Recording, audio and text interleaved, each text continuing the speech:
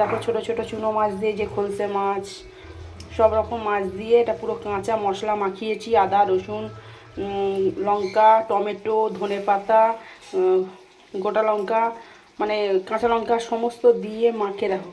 কাঁচা লঙ্কা সমস্ত দিয়ে তেল ফেল দিয়ে মাখিয়ে এটাকে পুরো কাঁচা মাছের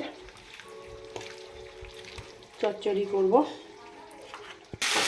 তেলে ছেড়ে দিলাম, আর এর মধ্যে যেটা লেগে আছে একটু জল দিয়ে এটা দেবো। আর এটা দেখো লাউ পাতা বাটা, এর মধ্যে পেঁয়াজ, কাঁচা লঙ্কা, রসুন সব ভেজে নিয়েছি। দেখেছো রসুন ভেজে দিয়ে দেখো মা লাউ পাতা বাটছে। এটাকে লাউ পাতা বাটা বলে। এখন এটা বাটা হয়নি, এটা বাটা হবে। এই যে বেটে বেটে এটা দিয়ে ভাত দিয়ে, মানে ভর্তা টাইপের আর কি, লাউ পাতা ভর্তা যাকে বলে। এই যে এখানে জলটা ঢেলে দিয়েছি, এগুলোকে একটু ভালো করে এই যে এবার এটাকে নেড়ে এরকম করে করে এটা যখন ফুটে যাবে, মাখা মাখা মতো হয়ে যাবে, এটাকে কী বলে জানো? চুনো মাছের বাটি চচ্চড়ি। ঠিক আছে, সব কিছু দিয়ে ঢাকনা দিয়ে রেখে দেবো। আর এইদিকে মাংস করছি, কারণ কালকে আমার ছেলের জন্মদিন ছিল। কালকে নিরামিষ খাইয়েছি, তোমাদের সাথে সেটা শেয়ার করেছি।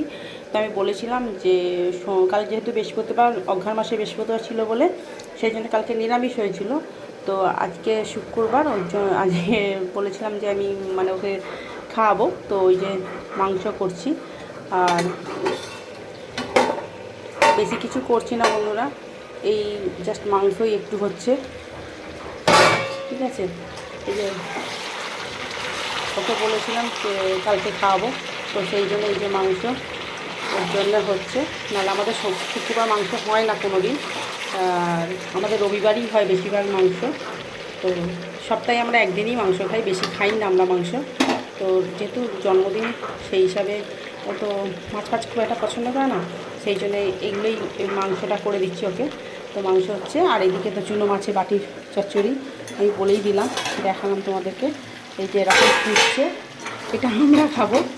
মাংসটা খুব একটা রোজে রোজে আমার ভালো লাগে না, সেই জন্য একটু মাছের ঝাল করে নিচ্ছি। এটা আমার ভালো লাগে খেতে, তো সেই জন্য এটা হচ্ছে।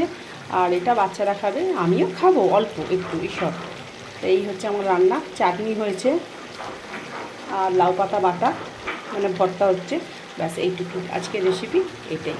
তাহলে চুনো মাছের ঝাল, মাংস, টমেটোর চাটনি আর লাউ পাতা ভর্তা, এটাই হচ্ছে আজকের আমার রেসিপি। আর ভাত। চলো বন্ধুরা, টাটা।